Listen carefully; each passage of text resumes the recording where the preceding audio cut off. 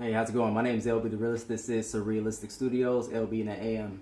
And with all the talk about rape and sexual assault in the news and allegations being thrown this way and that way, I thought it'd be nice to get a fresh perspective on somebody or with somebody who's actually been through it herself. This is my mother, Cynthia Rubio. You can go ahead and introduce yourself. Hey, I'm Cynthia Rubio. I'm an urban erotica writer. Catch me on Amazon. I also do extensive poetry on Facebook. Check me out on Hotations, Hotations. Go. All right. So, I guess to boot, I had you watch a couple of videos, an interview with Carly Hammond and Tim Black. Carly Hammond is, we all know, if you don't know, she's the person that's accusing Jordan Sheridan, the reporter formerly from TYT, of sexual assault or rape or whatever she thinks it is in her head. So what did you think of that whole interview, or from what you've seen from the interview? I mean, I'm impartial because I don't know everything going down, but I'm dealing with the facts that I was given from two different she don't know subjects. TYT, Young Turks, Jordan Sheridan, none of that. Okay, I'm going by two different females' opinions on what happened that night. And in my opinion, I'm looking at her demeanor, what she's saying. And it just seems like she's digging at the bottom of the barrel for lies. Yeah, to me it just seems as though she had an axe to grind with Jordan Sheridan, like she had a more personal issue with him. He may have promised her something, it didn't fall through. Woman scorn type deal. He was supposed to help her get ahead, and she thought he said give some head. Probably something like that. Yeah, I mean, they had, from what I gathered, a pretty sexual and, they had a good relationship. From what I gathered, they had an office flirtation going on. Right. Right. Everybody have at work wives, at work husbands. Okay, so they have they had a vibe going. They was vibing. So what'd you think of Carly Hammond as a whole, like her demeanor? She looked to me of a child that was lying to save herself from whatever. And she started talking about her fiance, which was a woman, and how they didn't get it together because she was constantly at work. Obviously, because she was sharing good vibes with this man at work, so she was comfortable there. You don't spend a lot of time at work unless you're comfortable there. And you don't spend a lot of time in anybody's presence unless you're comfortable in their presence. Yeah. Yeah. So you actually watched the interview with Chelsea Lyons, which was the other woman present at the time during during the allegations or whatever, when they're in a hot tub, things are getting hot and heavy, and they somehow end up in the room of wherever they're staying at, Jordan's sleep, and somehow Carly ends up in his bed naked. Okay, details. Okay, so again, I'm just going by what she said. I'm using her words, okay? And then the other female's words, okay? So they both agreed that they had oral sex. They both agreed. Mm-hmm. The only problem is later on down the line, she considered it to be wrong after she was talking to her husband, and she sounded like she was trying to save her marriage. And he said the word rape, and she ran with the ball. Yeah, I was raped, because she's digging at the bottom of the barrel trying to save her marriage. Yeah, because she had no problem with it at the time. She made no indication. Plus, again, you don't be in a hot tub with two people from the opposite sex, and you're doing sexual acts voluntarily in a hot tub, and you're in an executive suite with your boss who you've been very flirtatious with, without the end result being fucking. But this is common sense. But then again, sense is not so common. But this is common sense, Then she claimed that she couldn't move, but she could move her hands to her eyes so she could cover up her face so he couldn't kiss her. Yeah, well, if you could do all that, why don't you block him down there? So, But here's the thing. The other girl said, and I don't know if anybody had caught this, that they had their affair. Or they did what they did in the hotel room. Everybody went away.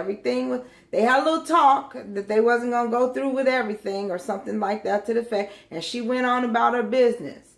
Later on down the line, that boss man came back. He flew back to town, and the other girl who was saying that rape never occurred. That's her best friend. The boss is her best friend. He came back to town and he said he was going to call, what's her name? Carly? He was going to call her. The best friend said she thought that was a bad idea. He called her. They went out again. Did anybody catch that? Did anybody catch that? Did you catch that? He came back. He flew away. He flew back. He called her. She came. Mind you, these are not the rational acts of a happily married woman, because you should have been at home with your husband. You knew that. And that leads me into, like, can a person retroactively claim rape or sexual assault? Like, I believe that. Go through something and then be okay with it at first, and then later on the line be like, no, I wasn't okay with it. Now that I think about it. I believe that right should only be obtained for children under 10 years old that don't know the difference between right and wrong, and then they grow into knowing what's right and wrong. Then they are able to use that as a plea. But when you're a grown woman, 21 years old, flirtatious with your boss, naked in a hot tub, getting oral copulation in front of two men, honey, no, you can't use that. You was doing exactly what you wanted to do when you wanted to be doing it. When you got caught with your husband, though, then there was a problem. Then you had to save yourself. So you started digging at the bottom of the barrel for lies to save yourself. Your job, your husband, your reputation, whatever it may have been. We're not, okay, so it was said, or you had said earlier, that she was a delicate flower. Well, I just didn't like the fact that some people are trying to make it out as though, like, she didn't know what she was doing, or that she was just if you're in a hotel room with getting oral copulation. They keep bringing up the fact that she was only 21 and she had been I was drinking 21 too once, and I ain't never been in a hotel room getting oral copulation from any of my friends. Don't want oral copulation from any of my friends right now. Again, I'm an urban erotica writer. My sexuality is free. But I'm going to tell you something. If, in fact, I'm in a room, an executive suite, with my big money boss and my friend, and she's giving me oral copulation and two men are watching, somewhere down the line, I know fucking's going to occur. Nobody's that stupid. Nobody's that stupid to lay there and receive oral copulation with two men watching and don't say, no, I'm not going to. First of all, you're not even going to put yourself in that situation if you don't want to be there. Period, point blank. Yeah. I mean, she was supposedly, and this is what I don't get, were they technically on the clock or were they off the clock when the sexual encounter happened? Well, obviously she was on the clock. That was never really clear. And then she made it, I didn't like the fact that they were just trying to paint a picture of her as, as though she didn't know what she was doing. And if you're in a hotel room in the middle of the night, naked in the jacuzzi, getting oral copulation from your friend, and two men are watching, you know exactly what you're doing. There was one point where she was laying down and she said that Chelsea Lyons, which was the other chick involved, was on top of her and held her arms like this and she couldn't get up. Okay, but I seen the picture of Chelsea Lyons. She's like a buck-o-one wet. How inebriated do you have to be to not be able to vocalize no, or to get up, move your legs, or... Is this the term white girl wasted? Is this that term? That's what I'm saying. And she had been drunk before. This isn't the first time she's drank alcohol. This isn't the first time she's had, instances like this, I'm sure. This wasn't... But there was never once the word no, stop, don't, I don't... It was never used. Yeah. She said she's just covered her eyes. She said Jordan went down on her, and then I'm not sure if she had vocalized no or made an indication that she wasn't into it, or I guess he read that indication and backed off. And then that was it. No. He said, Jordan said, the girl said, Chelsea? No, the other girl. Carly the Head? No, her friend. Not the girl who was accusing everybody of rape. Chelsea Lyons. She said that her and her friend went into the next room for 30 to 45 minutes. When they came back, she found them two talking. They had agreed that they would go no further for whatever reason. The girl left the room. Everything was okay. But then the boss flew away. And he came back and called her on the phone. And she came to him. And they hung out again. Anybody catch that? She was all right all the way up until her husband found out. That's what I was catching from it. Yeah, that's what I got from it. The whole thing is just a mess. It's just messy. I hate dealing with mess. Well, the thing that really irritates me is that when people lie about rape, people get hurt. And he lost his job because of this. People get hurt. People get killed. Okay. Anybody know the story of Rosewood? Look it up. Look up Rosewood. One woman lied about one man raping her. She was having an affair on her husband. She lied on one man, and men were killed, women were killed, babies was killed. A whole town was massacred. It was burnt down to the ground. And only to come and find out in the end, she lied. And then you know what happened to her? Her husband went home and beat her up. And meanwhile, people lost their mothers, their children, their fathers off of one person's lie because she said she got raped. When she didn't get raped, she was fucking freely. And she didn't get raped. She said she was getting raped, and a whole town was massacred. So this happens all the time. And what happens is people begin to believe their lies. And that's what her whole demeanor said to me. That she had been, because she backtracked a couple times, and I caught her backtracking and correcting herself. And it seemed to me like she had been practicing the lie so she could believe the lie. Because if she could believe the lie, then it's not a lie. Mm-hmm. Now, being that you've actually been through rape and sexual assault, how often does it occur that people, I guess, lie about it? Like, because we don't have the I believe all the time, a woman scorned. That's where that old saying comes from, a woman scorned. You know, and I believe women lie about this all the time because, supposedly, Snoop Dogg raped a girl, Tupac raped a girl, supposedly, who is it? Bill Cosby raped 30 women. Oh, this is funny. 30 women. 30 women. All come out 30 years later. 30 women got raped by the pudding pot man in the Playboy Mansion. How you get raped at the whole house? It's the whole house. You knew you was going to the whole house. That's the Playboy. Everybody knows how Hugh Hefner get down. He makes pictures of naked women in magazines. You knew what you was going there to do. And all 30 of you, none of y'all fought back. Y'all was scared. He wasn't even Mike Tyson. He wasn't even, you was scared of the pudding pop man. He used drugs, apparently. Quaaludes or something. Everybody using Molly's and Percocets at the Playboy Mansion. You going to the den of sin. You know what you was doing. You knew why you was going there. You knew you was trying to become famous. And in order to do that at the Playboy Mansion, you fucking somebody and getting asshole naked. So what do you think of the whole believe the victim first thing that's going around? That's America for you. You're guilty until you prove yourself innocent. In America, that's what the whole prison for profit system is about. You're guilty. Stay woke. Stay woke.